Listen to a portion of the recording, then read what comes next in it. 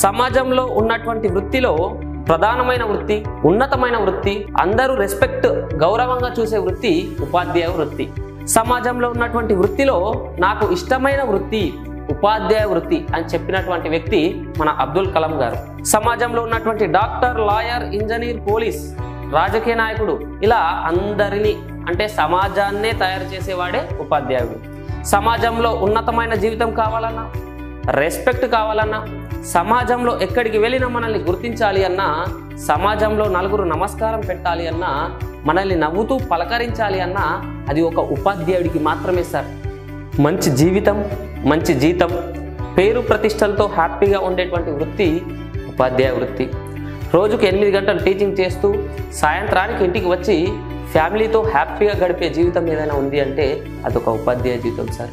ఎస్జిటీలు ఎస్ఏలుగా, ఎస్ఏలు head మాస్టర్లుగా, head మాస్టర్లు ఎంఈఓలుగా promotions పొందుతూ మరి ఇంకా ఎన్నో లాభాలను పొందవచ్చు. అన్నిటికంటే ప్రతి ఒక్కరు కోరుకునే రెస్పెక్ట్ ఉంటుంది చూశారు, అది ఏ జాబ్లో కూడా దొరకదు సార్. సమాజాన్ని బంగారు బాటలో నడిపిస్తూ తను సమాజం గురించి ఆలోచిస్తూ హ్యాపీగా గడిపే జీవితం ఏదైనా ఉంది అంటే అది ఒక ఉపాధ్యాయ వృత్తే సార్. ప్రతిరోజు కొత్త విషయాన్ని నేర్చుకుంటూ పిల్లల భవిష్యత్తును బంగారు భవిష్యత్తుగా మార్చే వృత్తే సార్ ఉపాధ్యాయ వృత్తి. పిల్లలతో గడపడం వలన ఎలా బోధించాలి, వాళ్ళకు అర్థమయ్యే విధంగా ఎలా చెప్పాలి అనే తపనతో కొత్తగా ఆలోచిస్తూ వినూత్న పద్ధతిలో బోధించాలి అనుకుంటారు కాబట్టే ఉపాధ్యాయులకు క్రియేటివ్ క్వశ్చన్ అనేది పెరుగుతుంది. వర్కింగ్ ప్లేస్లో కూడా పిల్లలతో ఆహ్లాదకరంగా గడిపే జీవితం మరి ఏ జాబ్కు ఉంటుంది సార్, మీరే చెప్పండి.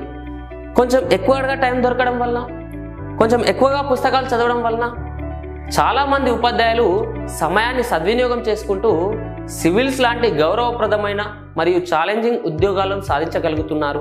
మరి బెనిఫిట్స్ కనుక చూస్తే మంచిగా బోధించినటువంటి ఉపాధ్యాయులకు ప్రతి సంవత్సరం ఉత్తమ ఉపాధ్యాయ అవార్డులు అందిస్తారు.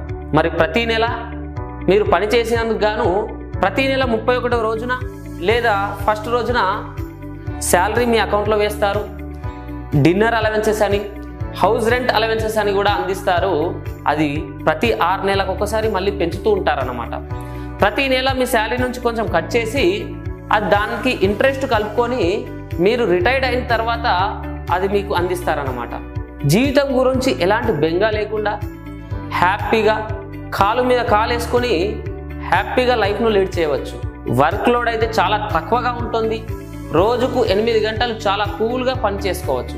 అదే ప్రైవేట్ జాబ్ చూసినట్టయితే మార్కెటింగ్ అని, బిజినెస్ అని, అదని ఇదని ఎంత వర్క్ ప్రెషర్ ఉంటుందో మన అందరికి తెలుసు. రాత్రి ఇంటికి వెళ్ళి పడుకుందామన్నా నిద్ర పట్టదు. కానీ ఇక్కడ గవర్నమెంట్ జాబ్లో అయితే ఖచ్చితంగా అక్కడ ఉన్నటువంటి 8 గంటలు చాలా హ్యాపీగా కూల్గా పని చేసుకొని ఇంటికి వచ్చి ఫ్యామిలీతో హాయిగా గడపవచ్చు అన్నమాట. హోమ్ లోన్ లాంటి ఫెసిలిటీస్ చాలా బాగుంటాయండి. మీరు ఒకవేళ హోమ్ లోన్ అప్లై చేసినట్టయితే తొందరగా వస్తుంది. నెక్స్ట్ ఇన్సూరెన్స్, మీతో పాటు మీ ఫ్యామిలీకి కూడా భద్రత ఉంటుంది. ఎప్పుడు ఏ ఆరోగ్య సమస్య వచ్చినా మీకు వైద్యం ఖర్చులు అందించబడతాయి. ఇక హాలిడేస్ గురించి చూసుకుంటే హాలిడేస్ గురించి మీకు అందరికి తెలిసిందే, చాలా సెలవులు ఉంటాయి. దానివల్ల మీ ఫ్యామిలీతో మీరు హ్యాపీగా గడపవచ్చు. లీవ్స్ అయితే సిక్ లీవ్స్ అని, మెడికల్ లీవ్స్ అని, క్యాజువల్ లీవ్స్ అని, పెయిడ్ లీవ్స్ అని, నెక్స్ట్ లేడీస్కి అయితే మెటర్నిటీ లీవ్స్ అని చెప్పి ప్రభుత్వ ఉద్యోగంలో మీ అవసరాన్ని బట్టి మీరు లీవ్స్ అనేది పెట్టుకోవచ్చు. ఇక ట్రాన్స్ఫర్ ఫెసిలిటీస్ చూస్తే ఒకవేళ మీకు నచ్చని ప్రదేశంలో మీరు ఉద్యోగం చేస్తున్నట్టయితే కనుక మీరు ట్రాన్స్ఫర్ చేయించుకోవచ్చును మీకు నచ్చిన ప్లేస్కు. ట్రాన్స్ఫర్ ఫెసిలిటీస్ కానీ, నెక్స్ట్ సమాజంలో మీ కుటుంబానికి ఒక సోషల్ సెక్యూరిటీ ఉంటుంది. నెక్స్ట్ సమాజంలో మంచి పేరు ప్రతిష్టలు పెరుగుతాయి గవర్నమెంట్ టీచర్ జాబ్ వలన అని చెప్పుకోవచ్చు. ప్రభుత్వ ఉద్యోగం సాధించాలని లక్ష్యం పెట్టుకోండి. ప్రపంచంలో సాధించలేనిది ఏదీ లేదు.